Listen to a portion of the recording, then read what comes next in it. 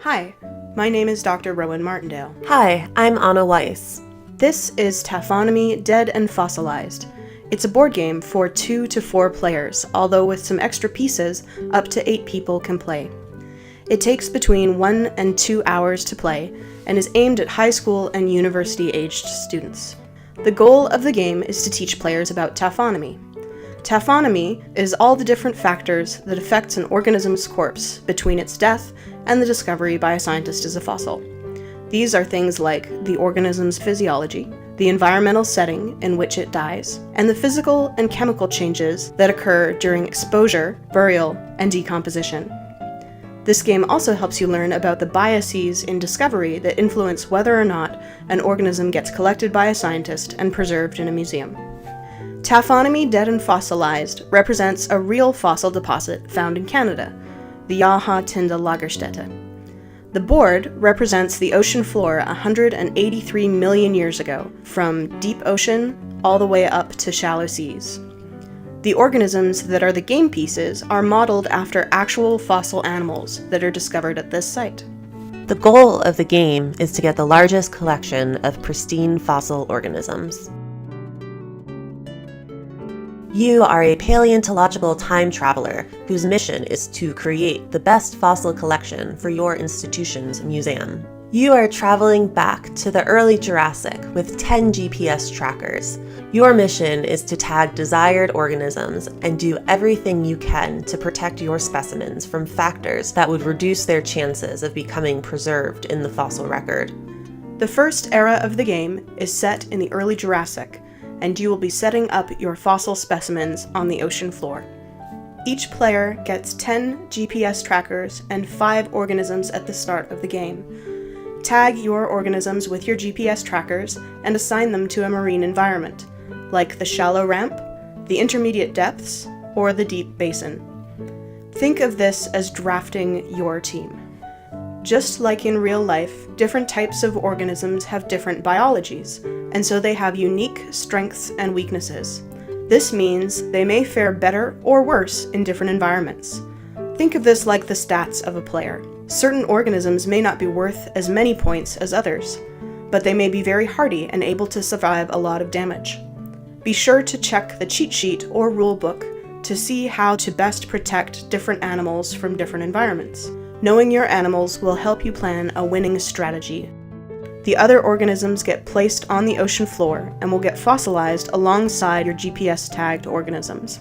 You can try to protect or destroy those other organisms throughout the game.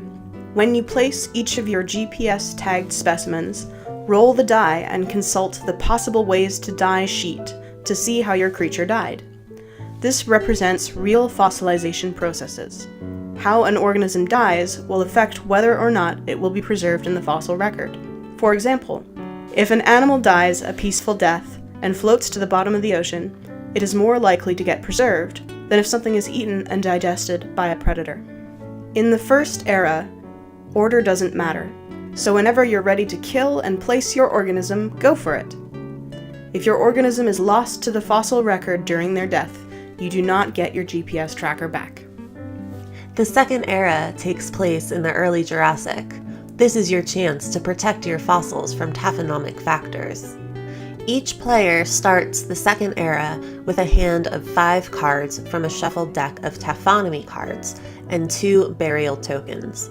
Players will restock their cards and receive 2 burial tokens at the beginning of each turn.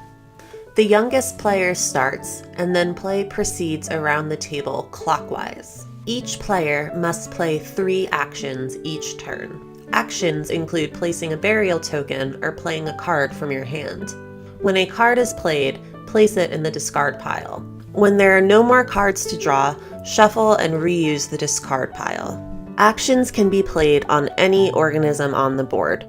Any player can sacrifice their turn, all 3 actions, to get a new hand of cards. In other words, you can discard all 5 cards and pick up 5 new ones, but you don't get to play that round. At the end of the round, once each player has taken a turn, an environmental event card is drawn from a shuffled deck. These environmental events apply to every single specimen on the board, but will have specific instructions about what organisms or environments are affected. The second era consists of 2 environmental events, so 2 rounds of play. In the second era of the game, you must protect your fossils from the attacks of other players, as well as random environmental events. Use your knowledge of fossilization processes to protect your specimens and damage other people's. This is where a good strategy is important.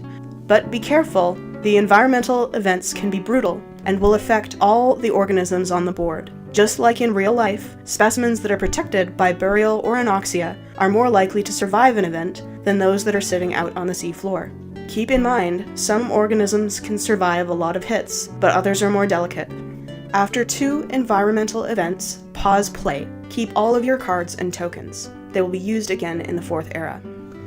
In the 3rd era, it's time to adopt some fossils. On the board, there are numerous organism corpses that have no GPS tracker. Use your remaining 5 GPS trackers to adopt these specimens, one at a time. Specimens are already dead and remain in their current environment with all of their tokens.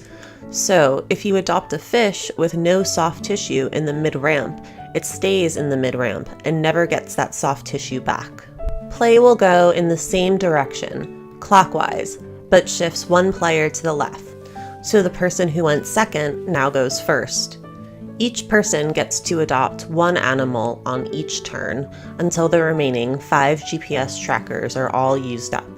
The 4th era is played exactly as the 2nd era, but play shifts 1 player to the left.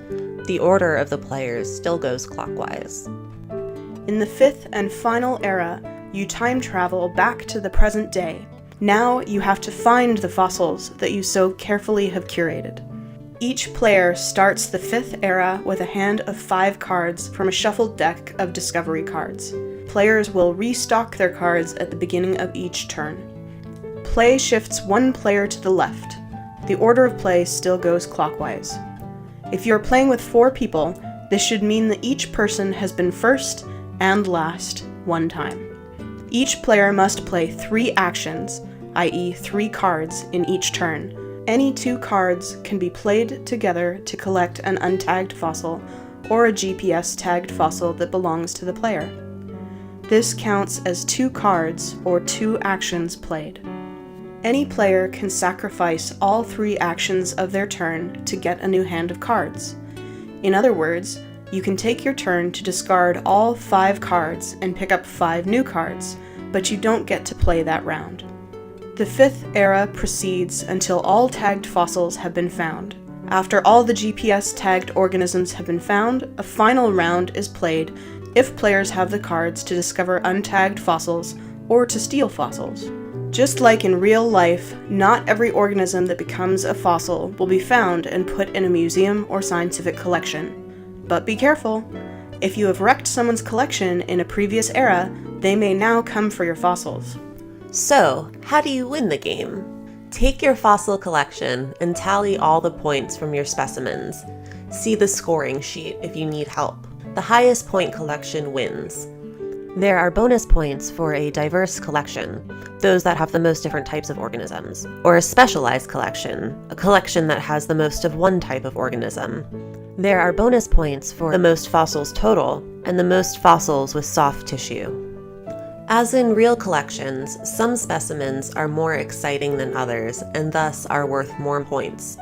That said, you can do great science with a large collection of fossils worth fewer points.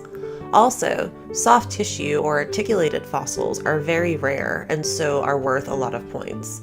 Damaged fossils can still be useful, so while they are worth fewer points, they are still worth something. If you want to make the game shorter, easier, or harder, there are numerous ways to do so. Please see the teacher notes for how to adapt the game to your needs. Thanks for watching How to Play Taphonomy Dead and Fossilized. We hope you enjoy being a paleontologist.